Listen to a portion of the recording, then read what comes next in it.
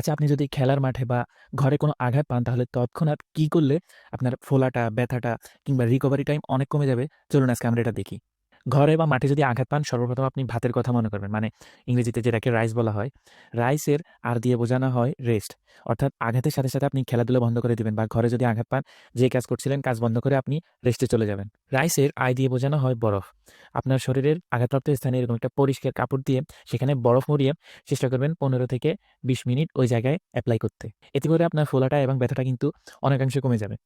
C মানে হচ্ছে compression অর্থাৎ চাপ। চেষ্টা করবেন এরকম একটা ইলাস্টিক ব্যান্ডেজ দিয়ে আপনার আঘাতপ্রাপ্ত জায়গাটা বেঁধে রাখতে। বেশি টাইট করে বাঁধবেন না। বেশি করে টাইট করে বাঁধলে আবার এখানে রক্ত চলাচল বন্ধ হয়ে আরো ক্ষতি হতে পারে।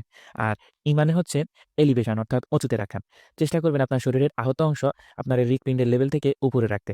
যদি পায়ে আঘাত পান চেষ্টা করবেন পায়ের নিচে বালিশ দিয়ে পাটাকে বালিশের উপরে রাখতে। আর আমরা কমন যে ভুলটা করি আঘাতপ্রাপ্ত স্থানে আমরা গরম সেঁক দেই। মনে রাখবেন আঘাতপ্রাপ্ত স্থানে আঘাত পাওয়ার ৪৮ ঘন্টার মধ্যে কোনো ধরনের গরম সেঁক দেওয়া যাবে না কিংবা মাসাজ করা যাবে না। এগুলো করলে আপনার ইনফ্ল্যামেটরি প্রসেসটা আরো খারাপ হয়ে উল্টা আরো ক্ষতি হবে।